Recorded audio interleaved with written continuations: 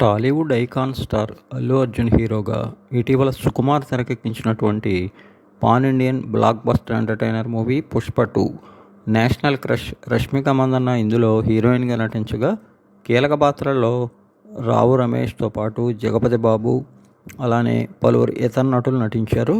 Rock star Devi Sri Prasad సంగీతం అందించినటువంటి ఈ మూవీకి దేవిశ్రీతో పాటు శామ్ సిఎస్ కూడా బ్యాక్గ్రౌండ్ స్కోర్ అందించారు. మైత్రి మూవీ మేకర్స్ బ్యానర్పై ప్రతిష్టాత్మకంగా నిర్మితమైన పుష్ప 2 మూవీ ఓవరాల్గా వరల్డ్ వైడ్ భారీ స్థాయిలో కలెక్షన్స్ సొంతం చేసుకొని ఇండియాలో అత్యధిక కలెక్షన్స్ అందుకున్న మూవీల్లో టాప్లో నిలిచింది. ఇక దీని అనంతరం అతి త్వరలో త్రివిక్రమ్ దర్శకత్వంలో ఒక మైథాలజీ భారీ మూవీ చేయనున్నారు అల్లు అర్జున్.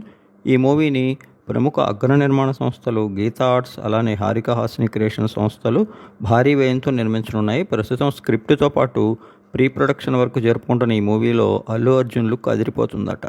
ఇక అందుతున్న లేటెస్ట్ టాలీవుడ్ వర్గాల సమాచారం ప్రకారం ఈ మూవీ మైథాలజీలో షణ్ముఖుని యొక్క అనగా శివుని పెద్ద కుమారుడిపై ఈ కథ సాగుతుందని, ఆయనకి తెలియనటువంటి ఎన్నో విషయాలను ఇందులో అద్భుతంగా త్రివిక్రమ్ చూపించనున్నారని, ఇందులో షణ్ముఖుడిగా అల్లు అర్జున్ పవర్ఫుల్ పెర్ఫార్మెన్స్ అందరినీ ఆకట్టుకుంటుందని చెప్తున్నారు.